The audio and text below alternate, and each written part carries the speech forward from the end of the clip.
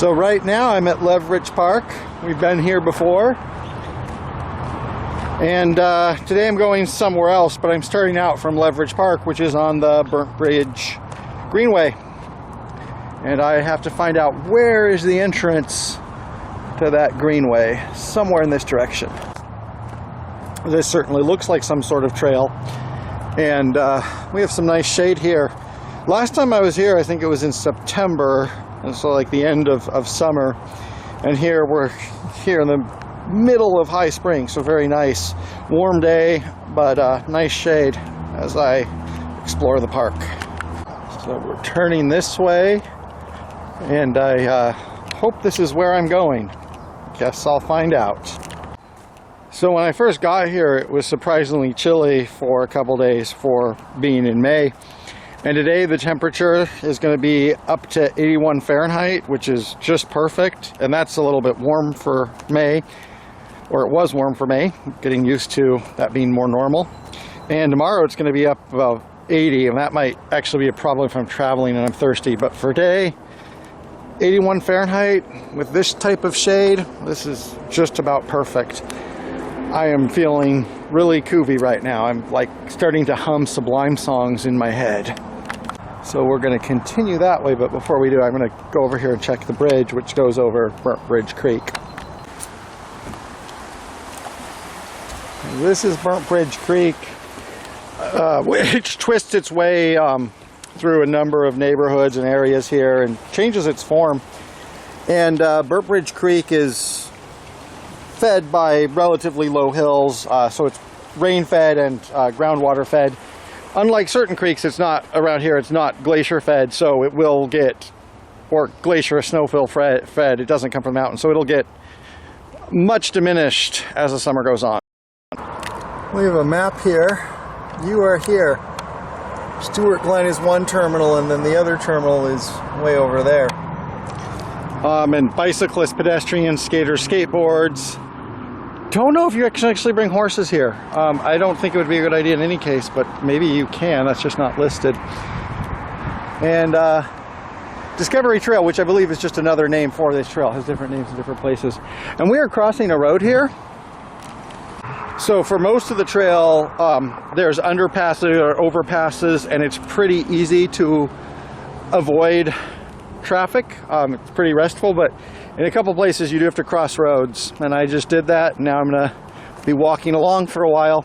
Also down this road, like this is all not park. Sometimes the trail is going by roads and private homes. So there are private homes here, and then we'll get more strictly on the trail. Invasive plant alert, that's Scotch broom. Very common invasive plant in a lot of places. I saw it all the way down in Chiloé. And along here, even though some of these are natural plants and in places like a pretty natural habitat, a lot of invasives as well, which is pretty common. I wish I could film the smell of hawthorn.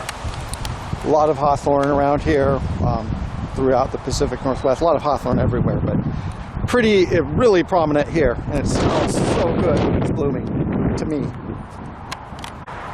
No motorized vehicles? Well, that is not me. There is a gate there because this is accessed for various maintenance reasons and stuff, so we still have a road here. But we are back into peaceful walking. And actually it's interesting why there's a road here. At one point, maybe this was up for development, or this road actually went somewhere before that highway up there. But now it's kind of a ghost road, and this is all purely for pedestrians and cyclists. So we have a cul-de-sac here, and it looks past there. The path continues as a path. Oh, we have something here. I don't know if this is actually something I'm supposed to be walking down, but let's find out. Let's see if this is open.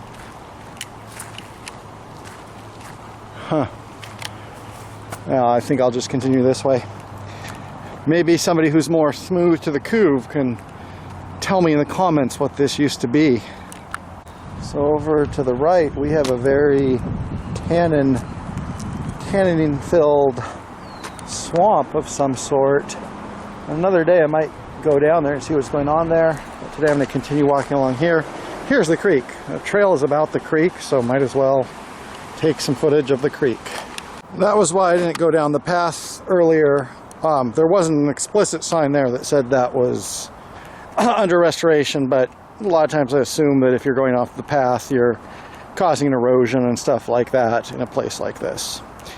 One thing to notice, this is a pretty wide path. It's wide enough that you could quite easily drive one car on it. And for bicyclists and stuff, you know, very easy for bicyclists to have this. And that's pretty much true for all of its length. I'm trying to think if there's anywhere where it's like narrow or not paved, but in general, it's a very wide trail. And it goes for about 10 miles. So it's a nice, wide, paved trail for its entire length. So two things to notice here, at least two things.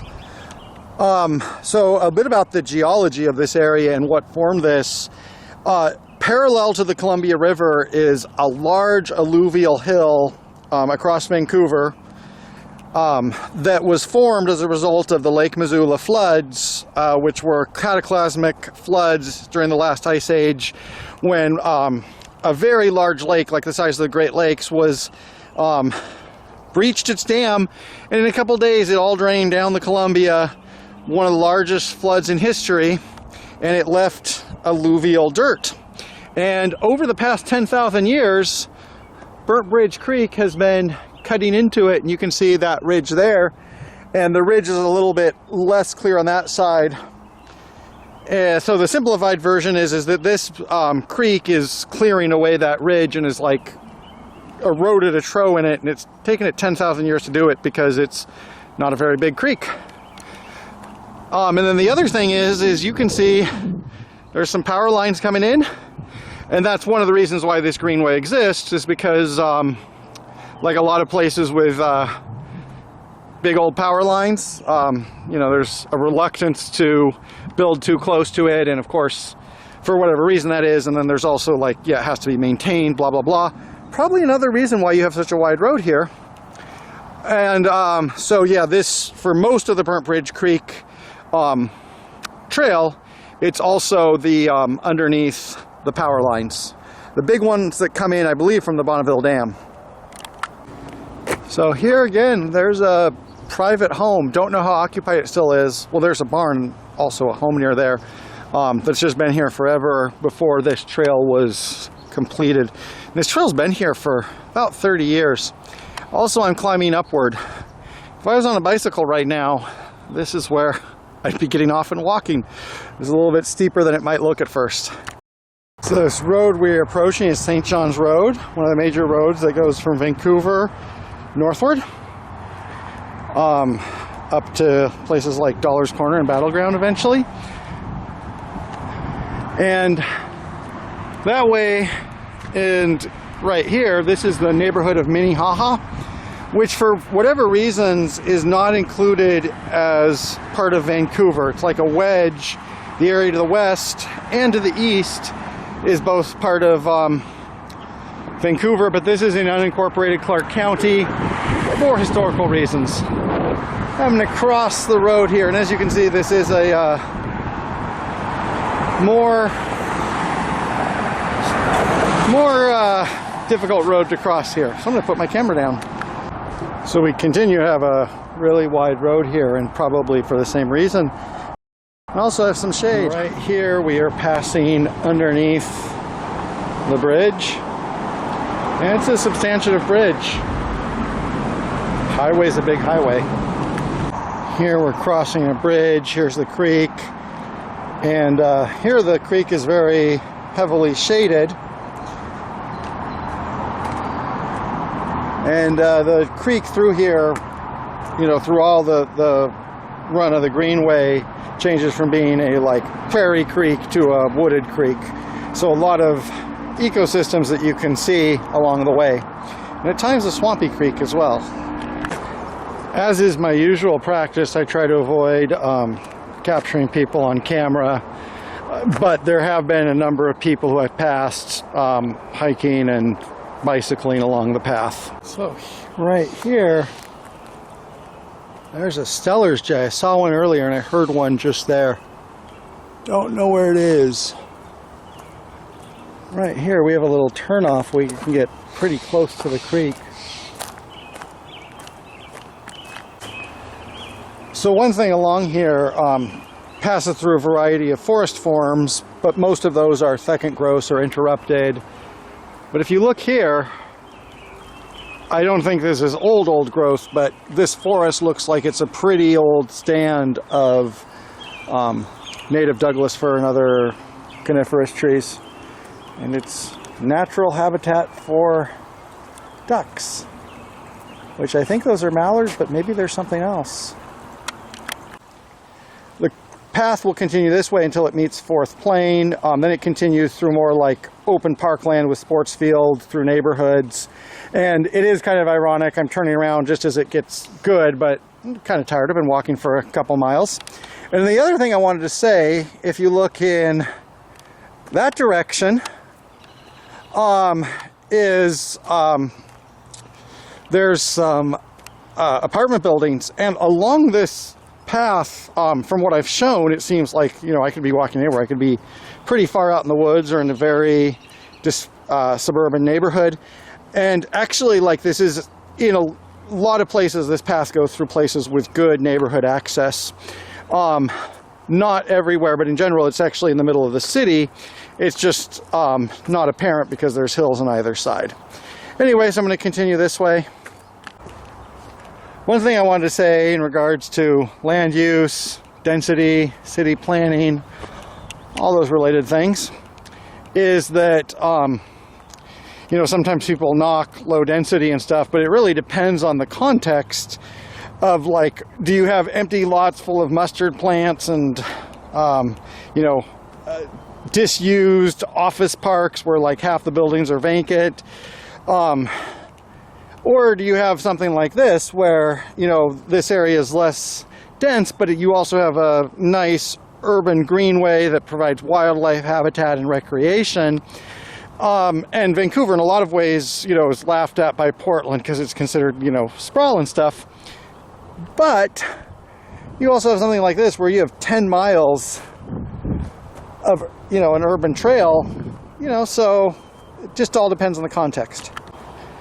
And then the other thing that goes along with that is, of course, this particular land, both for its topography, for those power lines which might follow from the topography, also maybe because it's, well, related to topography, it's a site of flooding. You can't build anything here anyway, or you couldn't build much here. So might as well use it for something like this. And of course it's part of a bigger story, and I just showed a section of the trail, but hopefully this gives an idea of what it's like. So this is the path that leads back to Leverage Park, but today, just because I want to try something different on the way back, I'm just going to walk up this avenue, or this street rather, and then walk back that way. Shouldn't make too much of a difference, and I might show a little bit of the neighborhood going back if I want to. This is a pretty major road, but you can see the sidewalk has disappeared, and I'm just walking in the parking lane. It's 36 or something, so I'm going to take a walk down this road. This is what Rosemere looks like, and it's really hard to describe it because it's a mixture of very different housing types. You know, it's a nice neighborhood. I've lived here since I was a child, or the first time I lived here I was a child.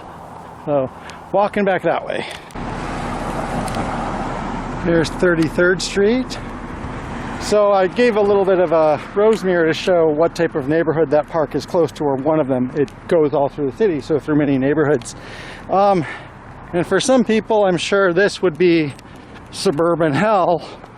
And for other people living like in a mixed residential neighborhood, different types of housing, pretty close to places you can walk to and pretty close to like a natural park where you can bicycle and enjoy some sunshine would be great. So I just wanted to show one more amenity here in Vancouver, Washington, before I go back home. And there will be more later.